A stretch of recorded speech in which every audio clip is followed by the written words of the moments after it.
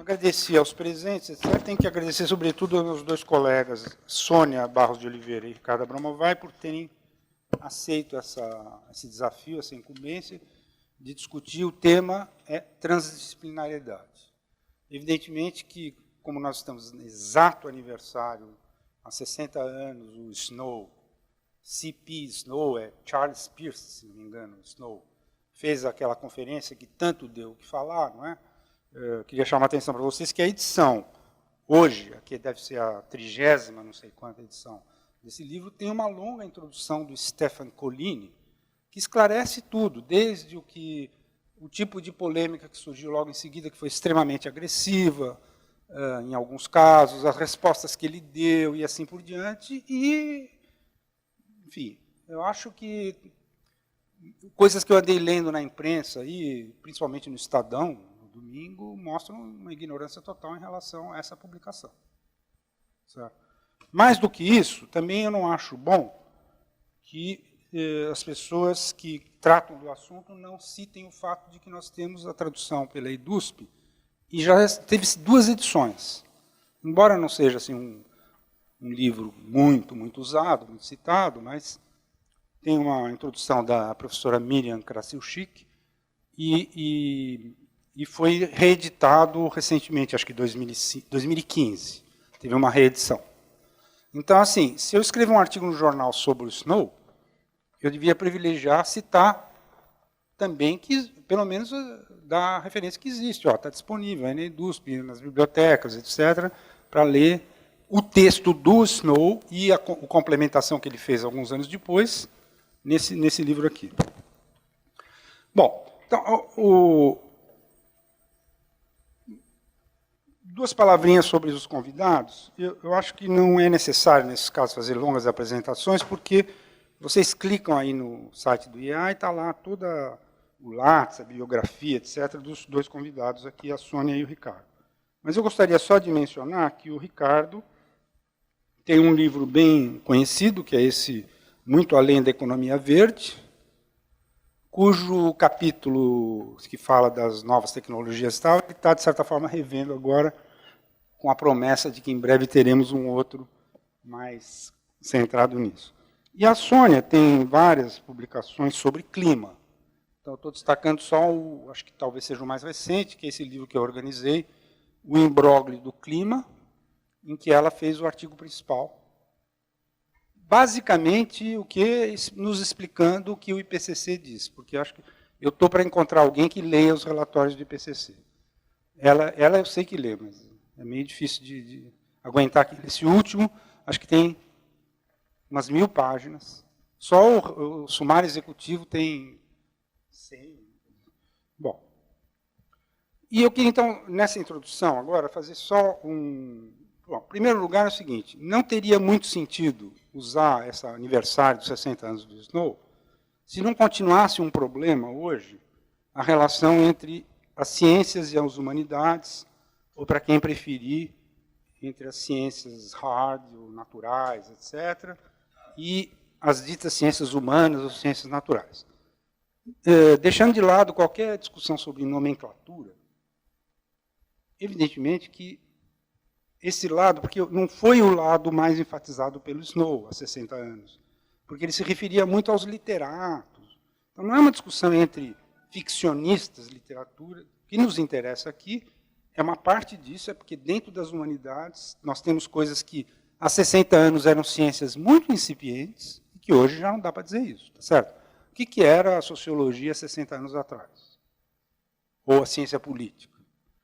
Então, evidentemente que houve uma mudança muito grande, que se alguém fosse fazer uma conferência como a do Snow sobre humanidades e ciências sociais, o quadro seria completamente diferente. Então, isso é óbvio, ululante, não precisamos perder tempo com isso, que a coisa mudou muito.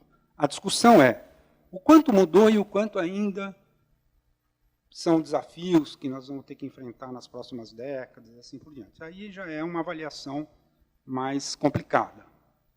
Particularmente no que se refere há duas ciências muito recentes, que é a ciência do sistema Terra, enfatizada no meu último livro sobre o antropoceno e ciência do sistema Terra, em que, enfim, eu coloco de uma forma que talvez seja um pouco polêmica essa questão do status da ciência do sistema Terra, mas também a ciência da sustentabilidade, que se legitimou, digamos assim, mais recentemente ainda, e que tende a, em princípio,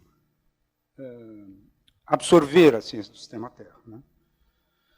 Bom, dito isso, eu acho importante relembrar o seguinte, que em 94, as pessoas no mundo preocupadas, as pessoas, assim, os grandes pensadores preocupados com essa questão da transdisciplinaridade, se encontraram no convento da Rábida e escreveram uma carta. Então, essa é uma referência interessante.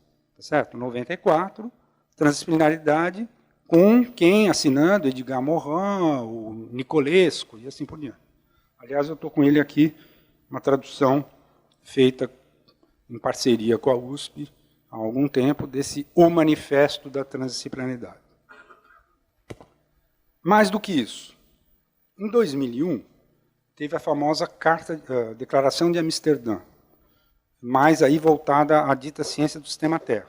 O pessoal do ciência do sistema Terra considera um marco essa declaração, que se juntaram lá mais de 1000 cientistas num conclave que era para ter uma...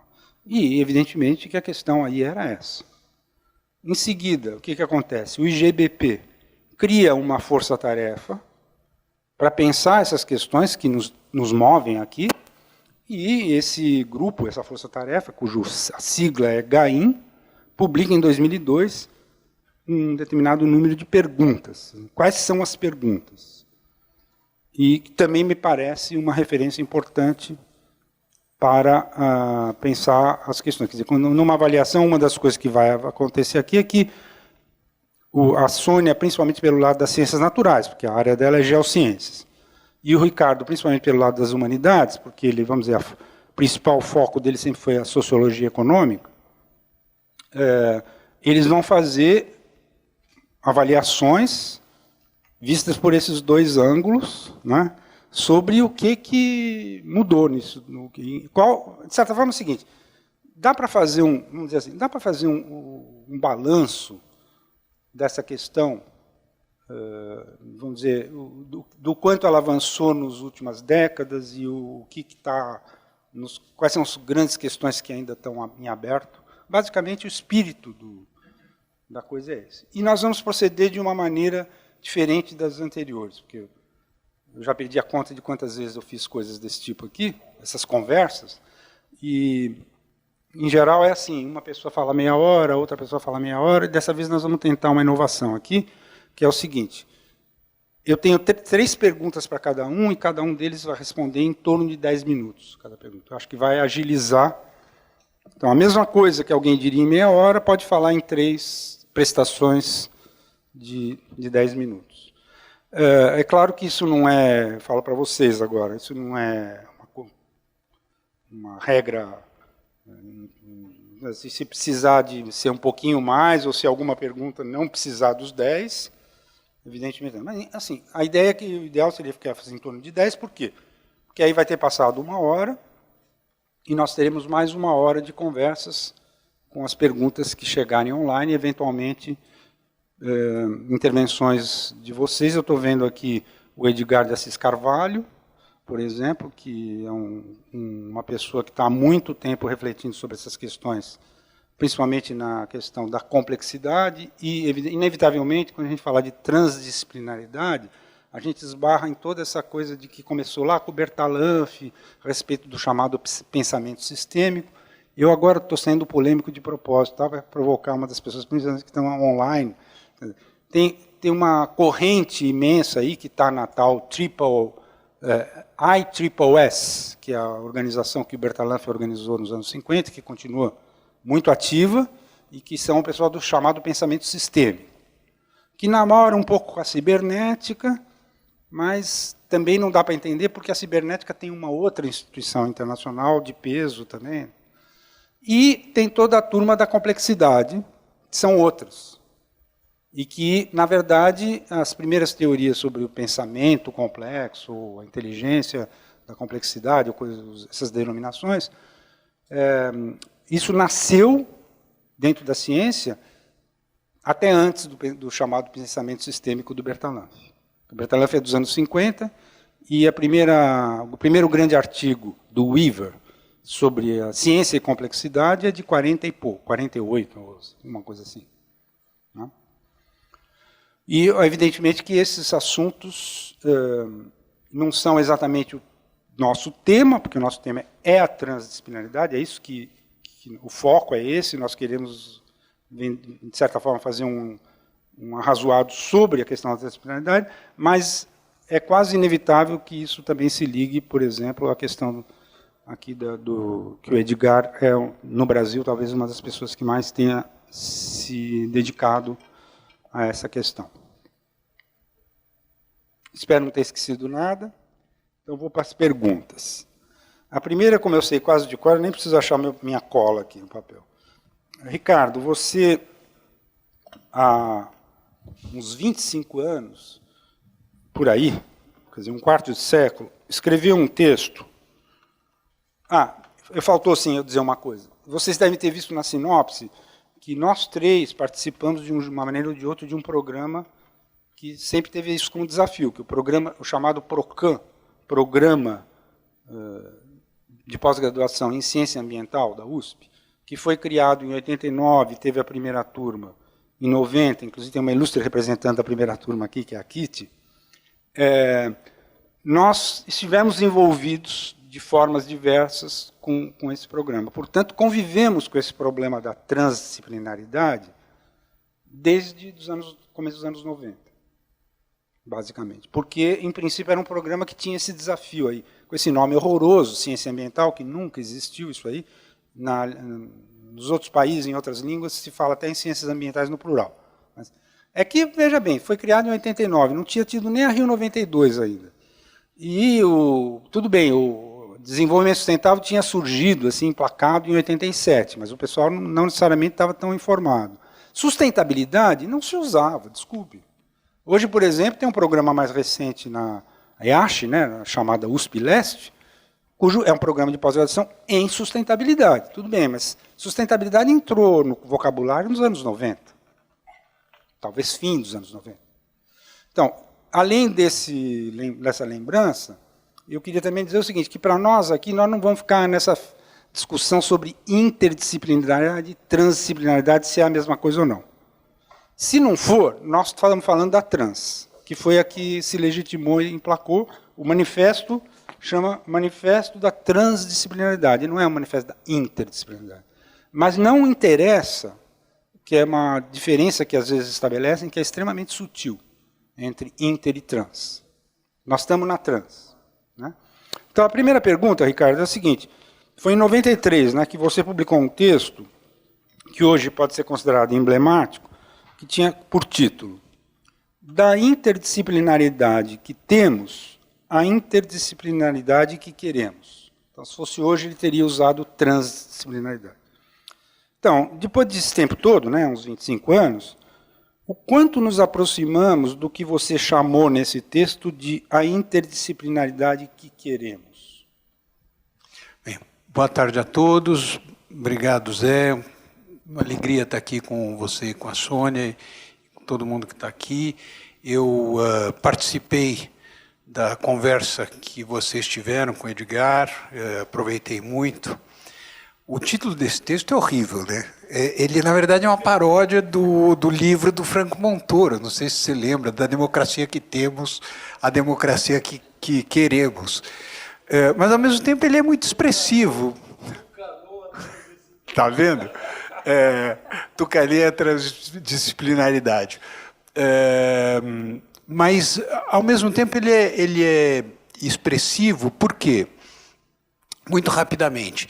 Esse texto que eu sei bem, porque eu nunca publiquei, agora eu coloquei no meu site, esse texto ele foi feito em função de uma consultoria que eu prestei ao Instituto Ambiental do Paraná, que estava fazendo uma pesquisa sobre o trabalho interdisciplinar da equipe que cuidava da represa do Passaúna, perto de Curitiba.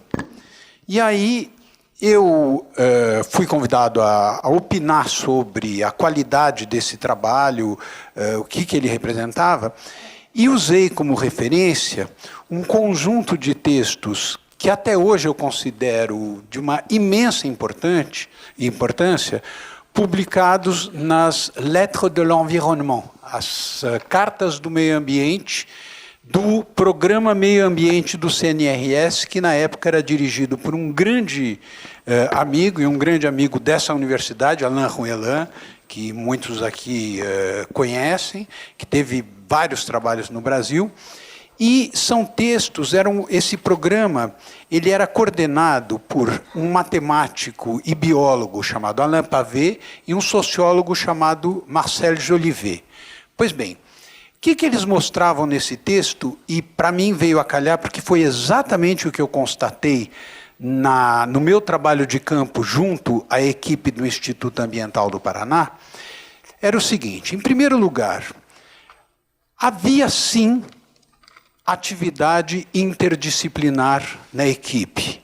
E isso, vários artigos dessas cartas do meio ambiente também mostravam.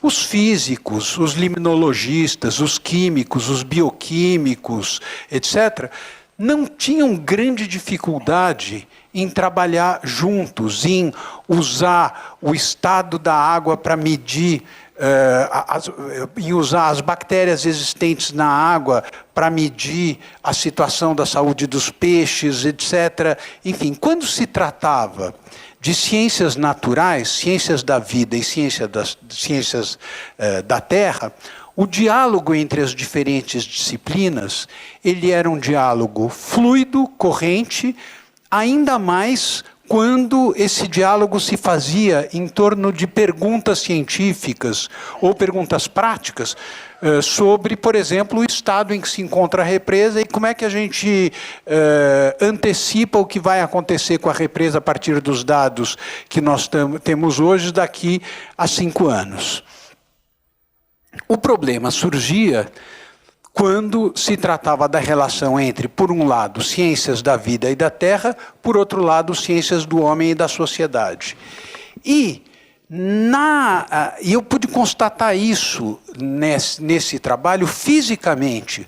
O pessoal das ciências do homem e da sociedade ficava num prédio à parte do restante da equipe. E eles eram chamados quando? Eles eram chamados quando os sem terra ocupavam alguma coisa e aí tinha que ir lá o bombeiro para ver como é que faz, como é que desaloja esse pessoal, etc. Não havia integração orgânica entre o trabalho dos responsáveis pelas ciências do homem e da sociedade com o trabalho dos responsáveis pela ciência da vida e da terra. E aí, isso que eu estou contando de maneira episódica era elaborado em diversos artigos interessantíssimos pelo Marcel Jolivet, pelo Alain Pavé e por diversos pesquisadores. Então, isso formou uma expectativa de que essa integração pudesse existir. Essa integração avançou. Eu, até pouco tempo atrás, minha resposta seria mais para o negativo. Hoje, eu estou convencido de que ela avançou muito, avançou fantasticamente. E eu me apoio, em parte, para dizer isso, nos documentos recolhidos por uma equipe de pesquisa formada pelo Mercator Research Institute on Global Commons and Climate Change e por pesquisadores ligados às Nações Unidas. Do que eu estou falando? Eu estou falando o seguinte: eu acho que um dos melhores jeitos da gente avaliar o estado da ou da transdisciplinaridade é pelos relatórios de avaliação globais. Os relatórios que procuram fazer avaliações globais. O primeiro relatório de avaliação global ambiental, mas eu acho que isso não se aplica estritamente aos temas socioambientais, o primeiro relatório, eu fiquei chocado quando eu vi essa informação, data de 1977, e é um relatório sobre poluição. Antes não tinha esse tipo de relatório, é um relatório que trata da circulação de poluentes pelo globo. Esse relatório foi feito estritamente por cientistas vindos das ciências naturais, sem nenhuma participação da sociedade civil, e foi publicado, organizado pela OCDE. Pois bem, de 1977 até 2017, já foram publicados 140 relatórios de avaliação global. Na esmagadora, esse dado se refere estritamente a meio ambiente, mas eu estou certo de que deve haver outros temas. Mas no caso do meio ambiente é muito importante, justamente porque os problemas tendem a ser problemas globais. 140 relatórios já foram publicados. E o que a equipe que passou a estudar, é uma espécie de meta-estudo, quer dizer, você está... os dados já com essa quantidade, formou-se uma equipe com apoio da Universidade de Harvard, etc. Essa equipe mostra o seguinte, que até o relatório Brundtland, até o final da década de 80, os relatórios habitualmente eram só das ciências naturais, eu listei aqui as características que eles apontam. Os relatórios vinham, em primeiro lugar, as recomendações de política eram de comando e controle, os atores-chave eram governamentais na elaboração desses relatórios, o tipo de ação implementada era voltado estritamente para a tecnologia. Os conhecimentos aplicados eram conhecimentos ligados a especialistas, predominantemente ciências naturais, sem participação da sociedade civil. O que acontece a partir do relatório Brundtland? A ideia de desenvolvimento sustentável começa a se incorporar a esses relatórios globais. E, com isso, os membros, representantes das ciências do homem e da sociedade vão tendo papel cada vez mais importante nesses relatórios, e esses relatórios mudam de natureza. Você pega o Global Environment Outlook, que saiu agora em novembro em Nairobi, você pode ter inúmeras críticas agora. Não é um relatório tecnocrático, tá certo? Quais são as características, do ponto de vista de instrumentos de política, mais baseado em participação da sociedade civil e mercados, do ponto de vista dos atores-chave, é um misto de atores governamentais e stakeholders vindos da sociedade civil. As próprias organizações não governamentais, como Greenpeace, WWF, etc., se dotam de instrumentos científicos e de técnicos vindo das áreas científicas para poderem elaborar pareceres sobre isso, e a participação das ciências do homem e da sociedade aumenta fantasticamente. No relatório sobre tecnologias agrícolas, publicado em 2008, já são 50% dos técnicos vindo das ciências do homem e da sociedade. Então, eu não sei se nós já temos a tal da interdisciplinaridade que queremos, nós vamos continuar conversando. Na minha opinião, eu acho que tem uma certa armadilha nessa pergunta e nessa formulação, que é a armadilha de achar que algum dia a gente vai ter encontrado uma espécie de pedra filosofal que vai resolver o problema das relações entre ciências da vida e da terra e ciências do homem e da sociedade. Isto nunca será, felizmente, nunca será definitivamente resolvido. A relação entre essas duas áreas do conhecimento, felizmente, sempre vai viver numa tensão que, a meu ver, é uma tensão profundamente salutar. Agora, eu acho que o ponto de partida dessa discussão só pode ser o reconhecimento de um extraordinário avanço e da contribuição crescente das ciências do homem e da sociedade. Esse reconhecimento hoje é ainda mais importante quando nós temos representantes governamentais dizendo que filosofia e sociologia não servem para nada. Não, se alguém tiver informação internacional, vai ver que as ciências do homem e da sociedade têm uma participação cada vez mais importante no conhecimento do mundo e nas formulações que levam às políticas para tentar encaminhar os problemas que nós temos pela frente. Muito obrigado, Ricardo. Antes de fazer uma perguntinha para a Sônia, em seguida, eu esqueci na minha introdução, que foi curta, talvez por isso eu esqueci de uma coisa muito importante, talvez da principal. É que quando eu estava dizendo, teve o congresso lá do convento da Rábida, em 94, eu lembro que faltava dizer alguma coisa que não me vinha, e agora aqui eu pude me dar conta. No final do século, em 99, o Edgar Morin publicou um livro, que é Os 7 Saberes Necessários para a Educação do Futuro, que é um best-seller mundial, porque foi a Unesco que...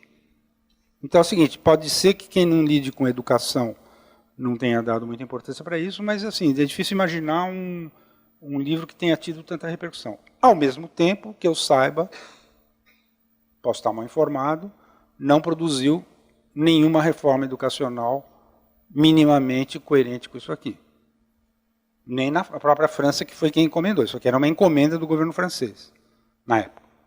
Antes de virar o livro, foi um relatório oficial que o governo encomendou a Edgar Morin, né? E lá mesmo eles não fizeram nenhuma reforma desse tipo. Quer dizer, então, discutir isso também tem muito a ver com uma perspectiva de como é que a gente enxerga o futuro do ensino superior, da universidade, etc., mas que, evidentemente, é um outro tema de debate, sobre o qual, inclusive, existe um grupo aqui no IEA, mais voltado a essa questão da Universidade do Futuro, né? Aliás, a última revista aqui, da Estudos Avançados, traz como principais artigos, eu me lembro que o primeiro, inclusive, é do Markovitch, sobre a Universidade do Futuro, coisa parecida.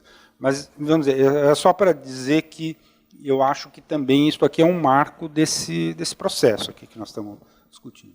Então, para a Sônia, a pergunta é bem sintética. No âmbito mais da ciência do sistema Terra, como é que você vê essa integração das duas culturas, para usar a expressão que nos motivou aqui o Snow, né? Boa tarde a todos. Também para mim é uma felicidade estar aqui com vocês.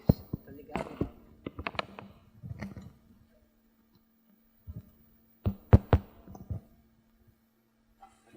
Foi importante para mim participar dessa mesa para aproveitar um pouco para refletir sobre o que se passou nas ciências da Terra, né? Bom, eu tenho mais de 40 anos aí de militância na área das ciências da Terra e eu posso dizer que quando eu comecei, a própria integração das ciências da vida às ciências da Terra era muito precária. Nos livros, textos de geologia, ainda se falava muito pouco dos processos biogênicos, da influência dos processos biogênicos nos processos geológicos. Isso mudou rapidamente a partir dos anos 70, 80, já os livros dos anos 90 registram isso com uma clareza muito grande, enquanto os livros anteriores mostravam, né, os processos da vida, os processos biológicos, como passivos em relação aos processos geológicos, né, a crosta terrestre seria apenas uma superfície passiva onde a vida teria se originado e se desenvolvido. A partir de 80, 90, os livros começam até a mudar de nome. Por exemplo, Sistema Terra-Vida é o nome de um livro, não é? Do final dos anos 90. Então, a interferência dos processos biológicos começa a ser reconhecida, e isso é muito rápido. A gente reconhece hoje a influência dos processos biológicos na constituição da atmosfera, por exemplo. Hoje a gente vê a atmosfera como um produto biogênico. A atmosfera é, ao mesmo tempo, essencial para a origem e evolução da vida e, ao mesmo tempo, é um produto da vida, é um produto biogênico. Hoje também fica claro a coevolução dessas formas de vida mais avançadas, dos eucariontes, e a oxigenação dos oceanos. São coisas que se dão ao mesmo tempo, como causa e consequência ao mesmo tempo, uma da outra. E até na litosfera, até a litosfera começa a ser vista como uma esfera da Terra profundamente afetada pelos processos biológicos, a formação da crosta continental, por exemplo, e a diversidade mineralógica que nós encontramos no planeta Terra é muito maior do que se encontra em outras partes do Sistema Solar, sem dúvida nenhuma devido ao fato da existência de vida na Terra. Nós temos vida na Terra, temos uma atmosfera oxigenada e isso então gerou uma diversidade de minerais absolutamente desconhecida em outras partes do Sistema Solar. Essas coisas então foram ganhando ênfase muito rapidamente, já no final do século passado, e, ao mesmo tempo, a percepção de que uma das espécies componentes da biosfera, a espécie humana, começava a mostrar o resultado das suas ações sobre os processos naturais. Bom, daí, então, nasce a ideia que hoje está em todo lugar, objeto do livro do Zé, não é? A ideia de antropoceno. Antropoceno, esse período da história da Terra em que os processos naturais são afetados de forma significativa pela ação antrópica. Bom, com isso, foi preciso incorporar nos modelos de evolução do sistema Terra, foi preciso incorporar a ação humana, o resultado da ação humana. Isso é claro que não é uma coisa simples, é uma coisa difícil, complexa, e vem sendo feito por aproximações sucessivas. Mas a gente vê um progresso muito grande. Na área das ciências do ambiente ou da sustentabilidade, como o Zé mencionou, isso fica muito claro, né? Eu trouxe aqui para comentar um artigo que saiu há pouco, há um mês mais ou menos, e é muito interessante. Vejam que é uma iniciativa de uma revista de medicina, uma revista muito prestigiosa de medicina, que é a Lancet. Nessa revista inglesa, ela encomendou um artigo ou uma pesquisa que se transformou num artigo chamado A Comida no Antropoceno. Qual será o futuro da alimentação no Antropoceno? Bom, foi reunida então uma equipe enorme de várias especialidades, desde médicos, profissionais de saúde pública, climatologistas, biólogos, ecologistas, pessoal da área de agricultura, enfim, todo esse pessoal se reuniu para modelar um futuro em que fosse possível alimentar uma humanidade que, segundo certos modelos, deve estar lá pelos 10 bilhões de habitantes, a Terra deve ter por aí 10 bilhões de habitantes na metade do século XXI. Então, alimentar essa humanidade de forma saudável, evitando as doenças crônicas ligadas à alimentação inadequada, evitando a fome, que ainda hoje afeta uma parte significativa da humanidade, e, ao mesmo tempo, respeitando os limites, as fronteiras naturais. Como a produção de alimento afeta, por exemplo, a biodiversidade, afeta o clima, afeta ciclos biogeoquímicos importantes, como o ciclo do nitrogênio, o ciclo do fósforo, e ainda outras fronteiras naturais. Essa noção de fronteiras naturais, fronteiras planetárias, ela vem sendo desenvolvida também por um grupo ligado à área de sustentabilidade. Então, esse artigo é muito interessante porque ele acaba modelando as condições em que é possível atingir esse objetivo, isto é, respeitando as fronteiras, são 7 ou 8 fronteiras, essas que eu mencionei e ainda a questão do uso da terra, a questão da água, e cruzando, então, o respeito a essas fronteiras com 3 diferentes modelos de evolução socioeconômica. Esses modelos seriam um modelo que as coisas continuam como estão, muito conhecido nesses estudos, chamado de BAU, o Business as Usual.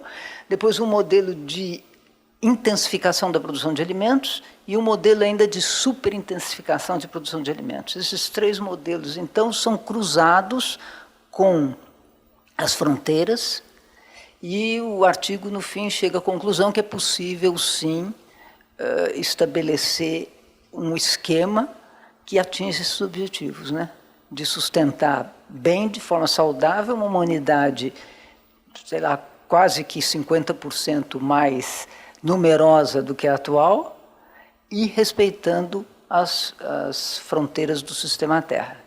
Então, isso eu acho que é um belo exemplo, tirado aqui, com o nome, Comida no Antropoceno, captando, então, essa noção geológica de antropoceno e expandindo para áreas muito distantes das áreas propriamente das ciências da Terra. Okay. Acho que, por enquanto, é isso. Muito obrigado. Totalmente respondido, enfatizando que tanto um como o outro acham que a coisa evoluiu muito, avançou muito, sem dúvida nenhuma. Tanto o Ricardo quanto você foram na mesma direção. Ricardo, desde que se compreende a sustentabilidade, ou se alguém preferir o desenvolvimento sustentável, tem uma onda que fala que isso exigiria uma nova ciência. Por exemplo, eu tenho talvez seria o primeiro a ser citado, o Henrique Leff, um mexicano, que tem uma influência grande aqui por exemplo, entre os nossos alunos da pós-graduação de ciência ambiental, sustentabilidade, todos esses programas. Ele até evoca que deve haver uma nova epistemologia. Alguns recorrem à ideia de ciência pós-normal. Então, como é que você vê tais proposições? Eu acho que, em primeiro lugar, essas proposições elas refletem um problema real. Qual é o problema real? As ciências sociais, elas nasceram e se desenvolveram de costas para a sociedade. As ciências sociais, elas se formaram, desculpe, elas nasceram e se desenvolveram de costas para a natureza. Elas só se formaram à medida que elas se emanciparam da natureza. Vou citar um exemplo bem trivial, mas nem sempre lembrado. Nos primórdios da ciência econômica, os fisiocratas diziam que o valor vinha da natureza. A indústria não criava valor. Quem criava valor era a natureza, porque você punha uma semente de trigo no chão e dessa semente de trigo originavam-se 10 sementes de trigo. Você tinha uma certa quantidade de gado, enquanto que na indústria não. A indústria fazia algo que era simplesmente transformar aquilo que a natureza dava. Então, a natureza era a fonte de valor. Com o pensamento, com Adam Smith e mesmo como com Marx, essa emancipação teve, de certa forma, início, porque o valor já derivava não da natureza, mas de alguma coisa ao menos ligada à natureza humana, que é o trabalho. Tá certo? Então tinha uma propriedade originária do valor, que é a capacidade transformadora do ser humano sobre os objetos em que ele trabalha. Na Revolução Marginalista, nos neoclássicos, rompe-se todo e qualquer vínculo entre a ideia de valor e a materialidade, e muito com mais forte razão ainda, a naturalidade do mundo. O que é o valor? O valor é a impressão subjetiva que eu tenho daquilo que chega a mim. O valor é algo totalmente subjetivo. Ele deixa de ter qualquer propriedade referente à matéria. Mas isso não é uma característica só da economia. Aliás, foi uma pergunta que eu formulei para o Edgar quando vocês estavam conversando. E eu lembrei a célebre, talvez uma das frases mais conhecidas do pensamento sociológico, que é a ideia durkheimiana de que o social explica o social. Mas se você for para Max Weber, raríssimo você ter qualquer elemento de natureza. No fim da Ética Protestante tem uma frase maravilhosa, aliás, que, quem sabe, a gaiola de ferro vai se extinguir quando acabar a última gota de petróleo ou de carvão, alguma coisa assim.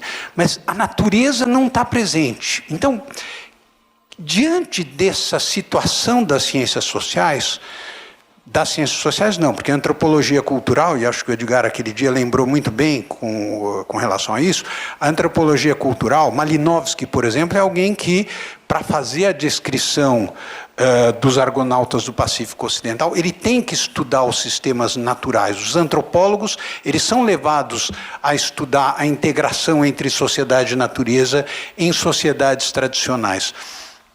Mas o que é dominante no pensamento sociológico, na economia, com mais forte razão ainda na ciência política, etc., não é isso. Ora, a emergência dos problemas socioambientais alterou de maneira muito significativa esse quadro. Surge a economia ecológica e surgem, portanto, críticas aos fundamentos do pensamento econômico, justamente pela sua incapacidade de incorporar temas referentes à matéria e à energia. O estudante de economia sai do curso de economia sem ter a menor ideia do que é energia e do que é matéria, e muito menos do que é a natureza. Essa situação começa a mudar com diversos teóricos que investiram nessa modificação da própria ciência econômica.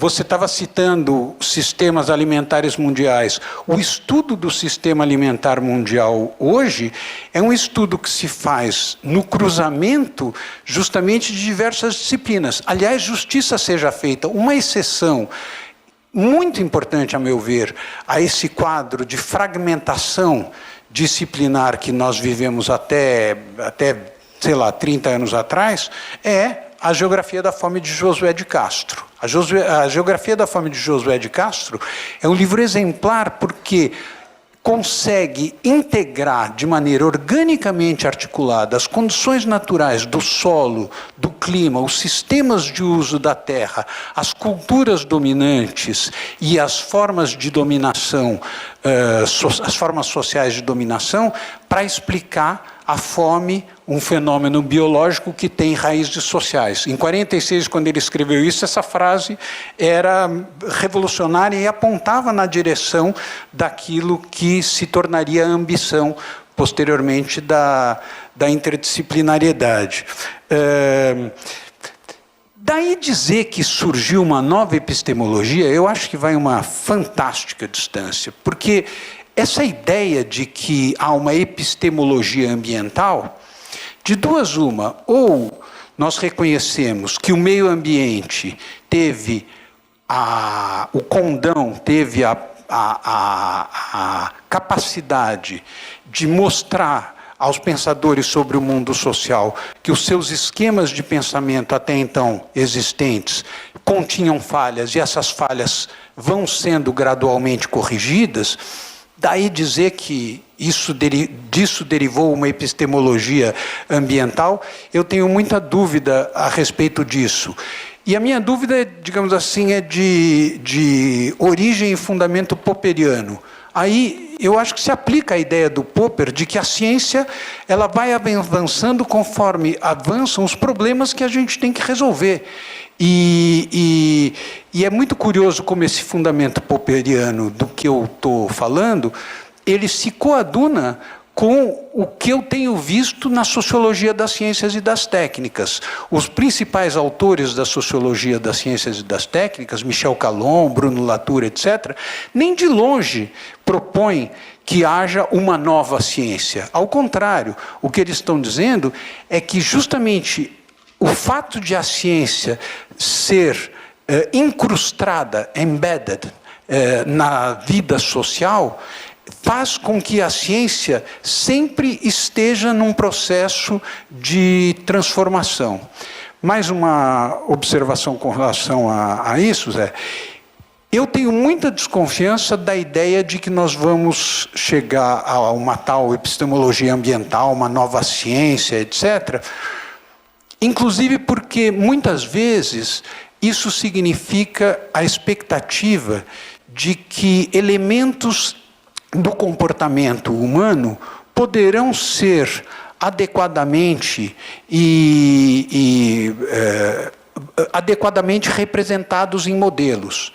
Claro que muitos desses elementos podem e devem ser representados em modelos, e isso vai enriquecer esses modelos. Agora, você imaginar que algum dia você vai chegar a uma ciência capaz de integrar num modelo único dimensões do comportamento humano, como, por exemplo, referentes à vida religiosa, eu acho que é ignorar o beabá do texto do Max Weber sobre a objetividade nas ciências sociais, por exemplo. Tá certo? E essa expectativa, muitas vezes, é a expectativa que está subjacente ao trabalho daqueles que querem uma nova ciência, uma ciência ambiental ou algo do gênero. Muito obrigado. Segunda pergunta para a Sônia. Sônia, você, agora, nós vamos olhar mais aí para o painel do clima, o IPCC. Eu acho que todo mundo sabe que foram imensos os avanços das modelagens propostas pelo IPCC. Eu me lembro que, aproveitando um pouco na pergunta, de ter visto uma exposição há muito tempo, aqui no Instituto de Estudos Avançados, não era nesse local, mas era no Instituto de Estudos Avançados, sobre os primeiros modelos climáticos feito pelo Pedro Dias Leite. E que ele mostrava, por exemplo, que os oceanos, no início, dificilmente eram integrados nesses modelos. Então, quando a gente olha hoje, evidentemente que são muito poucas as pessoas que, na verdade, podem ir olhar o modelo mesmo e como é que ele funciona. Mas, de qualquer forma, ninguém ignora que houve um avanço tremendo em relação àqueles primeiros modelos do IPCC e os que estão nos últimos relatórios. Apesar disso, tem muitos papers que eu mesmo percorri e que, na verdade, fazem muitas restrições, como se dizendo, não, tudo bem, avançou, mas os feedbacks, por exemplo, não são considerados e coisas do gênero. Então, a pergunta é bem simples, assim, em relação à modelagem do sistema Terra, qual que é o seu balanço?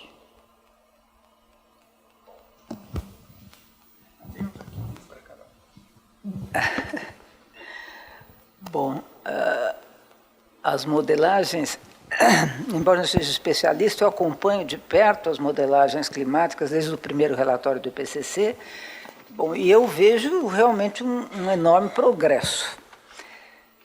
Eu estava consultando aqui um artigo que saiu na revista Nature em 2010, que se chama A Próxima Geração de Cenários para a Pesquisa da Mudança do Clima, da pesquisa e avaliação da mudança do clima, isso em 2010.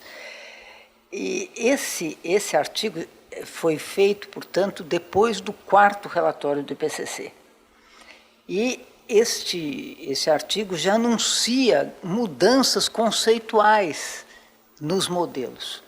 Por exemplo, ele já anuncia que vão ser usados as tais trajetórias de concentração representativas, que são usadas, são básicas nos modelos climáticos do quinto relatório. Né?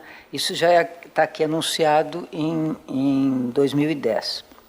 Então, a gente vê que, de um relatório para outro, os modelos realmente vão incorporando mais variáveis e vão se tornando melhores, inclusive no tratamento da incerteza. Esse é um grande problema dos modelos, que, né, é o tratamento da incerteza. Embora a incerteza sempre permaneça,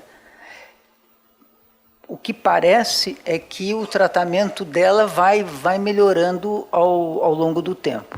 Então, nesses anos de 2010 para cá, eu vejo novidades conceituais. Por exemplo, em 2018, nós não tivemos um novo relatório. Lembro que o 5º relatório de 2014, 2013, 2014, e o próximo está previsto para 2022. Mas nós tivemos encomendado pela Convenção do Clima, a Convenção do Clima encomendou ao IPCC um relatório que avaliasse as possibilidades de termos 1 grau, no máximo 1,5 grau de aumento de temperatura em relação à temperatura do período pré-industrial.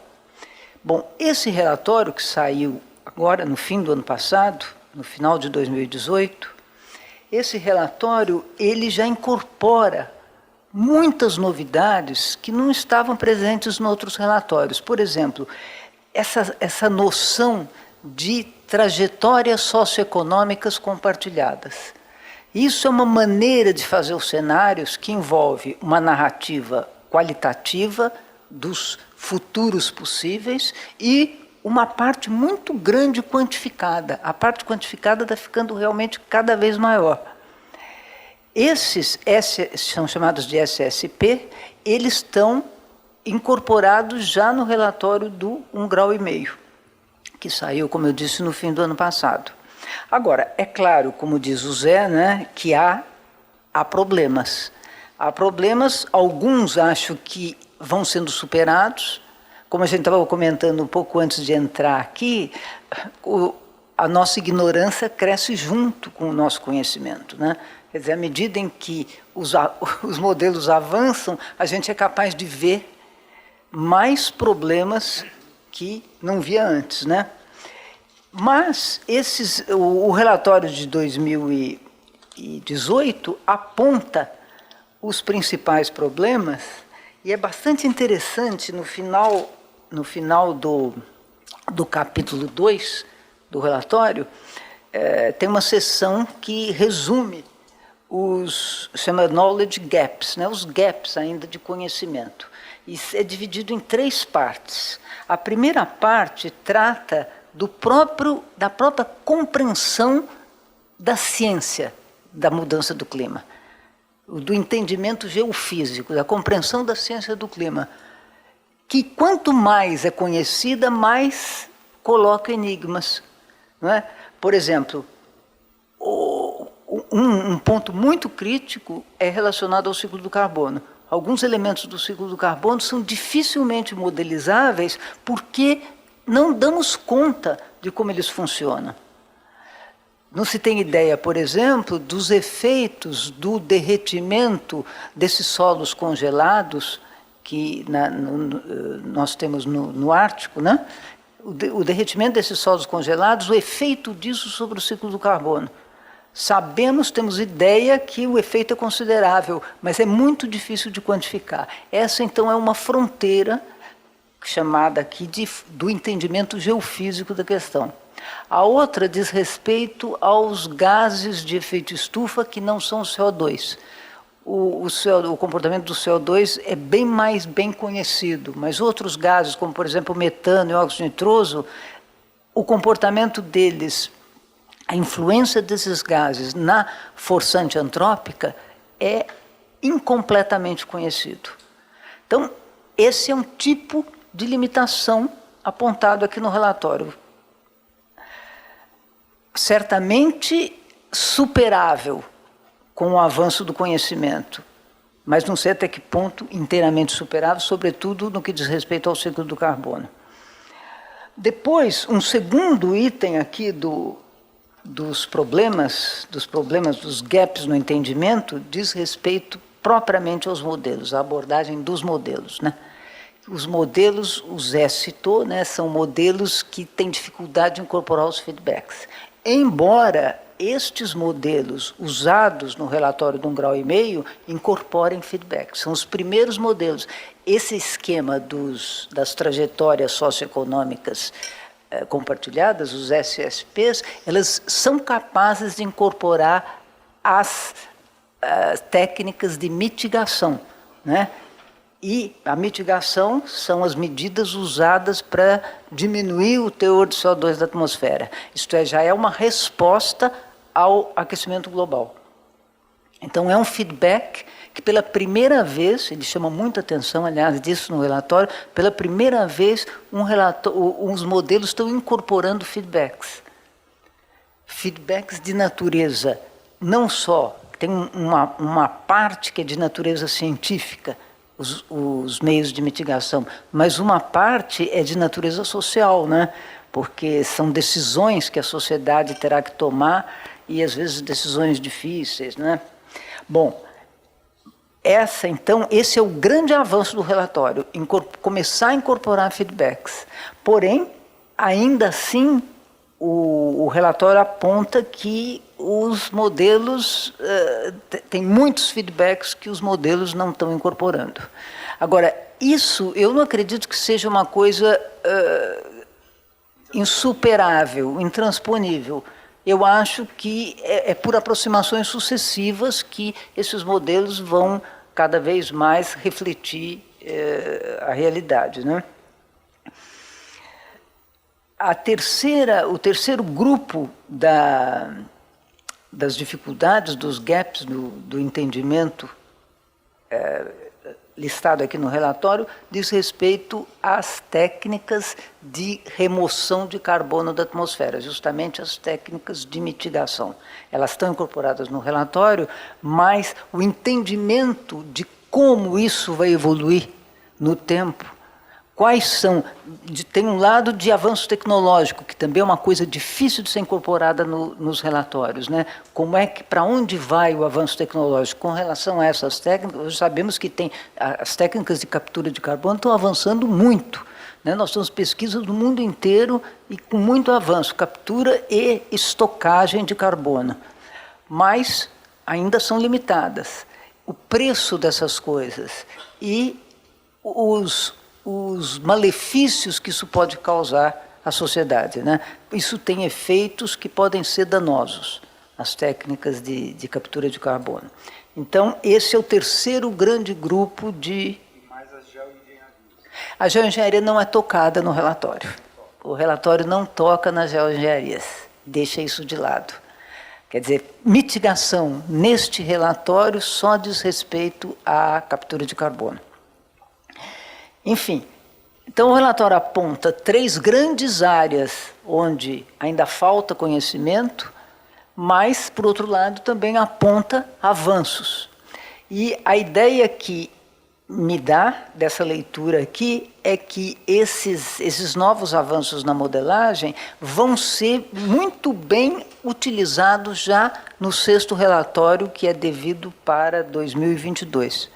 Aí, essas mudanças são inputs para os modelos integrados, chamados modelos integrados do Sistema Terra, e vai haver, então, a 6ª rodada de intercomparação dos modelos integrados do Sistema Terra. Isso representa um imenso avanço quando a gente pensa no primeiro relatório. De modo, então, que eu acho que os relatórios do IPCC são uma evidência de que a integração entre as ciências humanas e sociais e as ciências exatas e da natureza está acontecendo.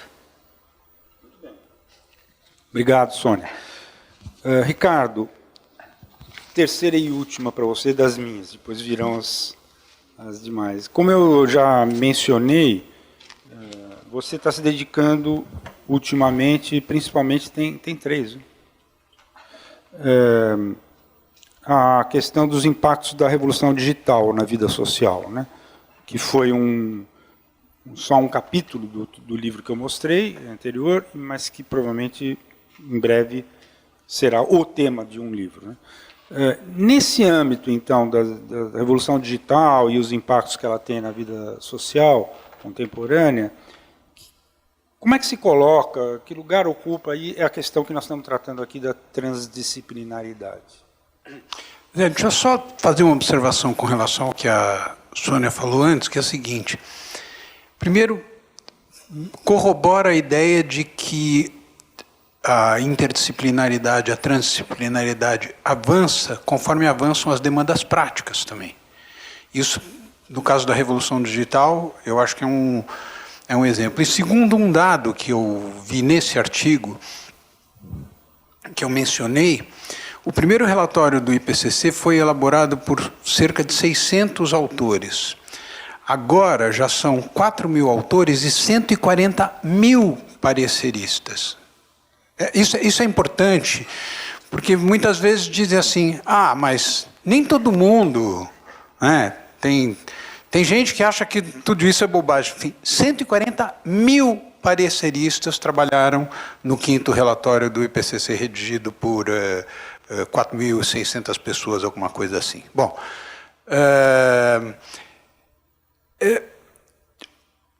eu começo a resposta ao que o Zé perguntou com uma frase do inventor da web, Tim Berners-Lee.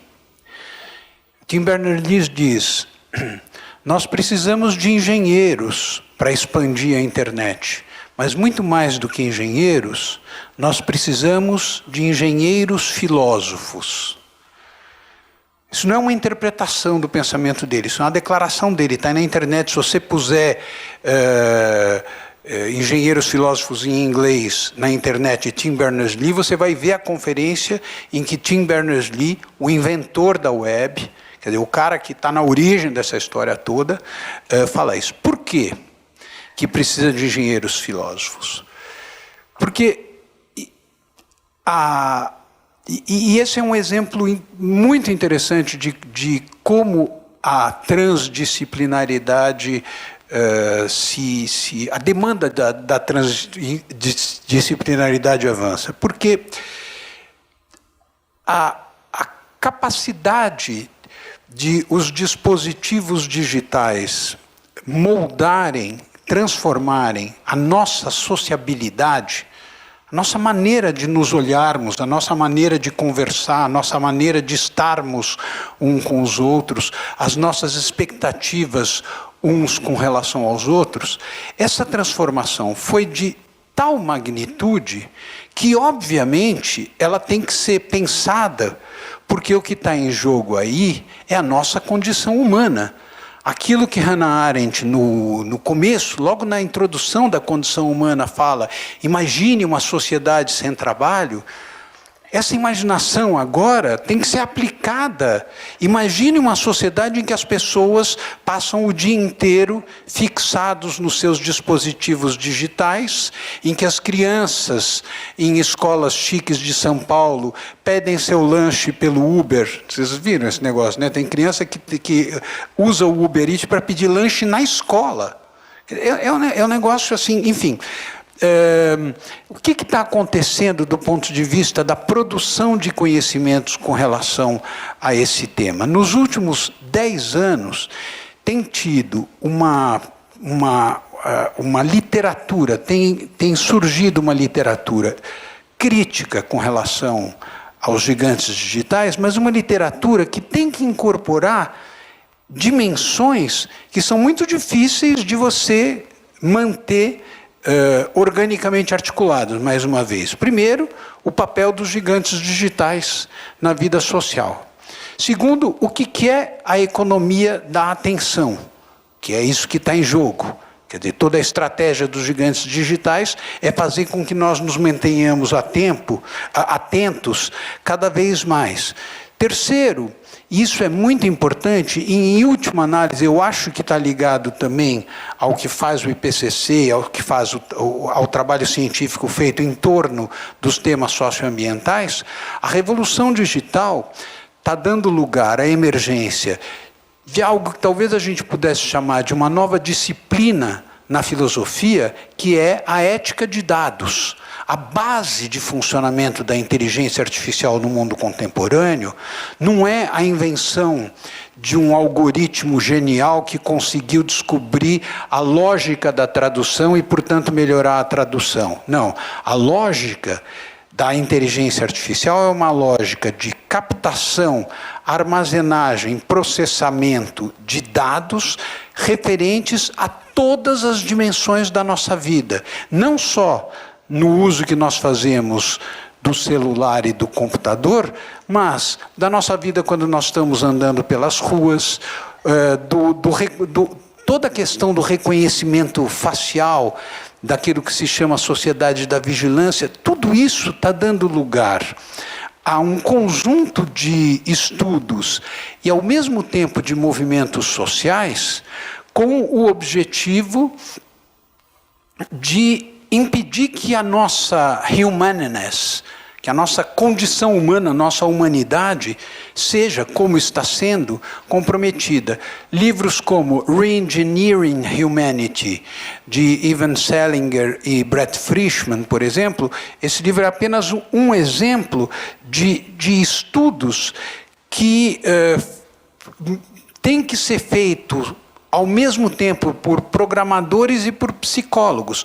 Aliás, no interior dos gigantes digitais é assim que funciona. O botão like do Facebook, por exemplo, ele é absolutamente inspirado nas experiências skinnerianas com os pombos. O pombo batia numa alavanca, caía o alimento, ele batia de novo, não caía o alimento, ele batia de novo, não caía o alimento, ele batia de novo, caía o alimento.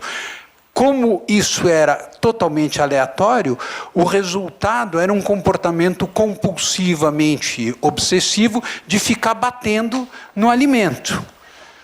Vocês reconhecem alguma coisa no comportamento? O botão like os dispositivos digitais que nós temos pela frente funcionam assim. Esse é um exemplo claro de como uma demanda social, como é que fica a nossa condição humana, como é que ficam dispositivos que foram criados para melhorar a condição humana e que estão levando a isso. Isso está dando lugar a um conjunto interdisciplinar de estudos fascinante, que eu acho que está inovando essa própria ideia de transdisciplinaridade, porque nesses estudos, inclusive, entram não só cientistas, mas cada vez mais artistas. Por exemplo, os jogos eletrônicos são extremamente importantes na evolução das tecnologias digitais. Isso envolve também os artistas plásticos e assim por diante.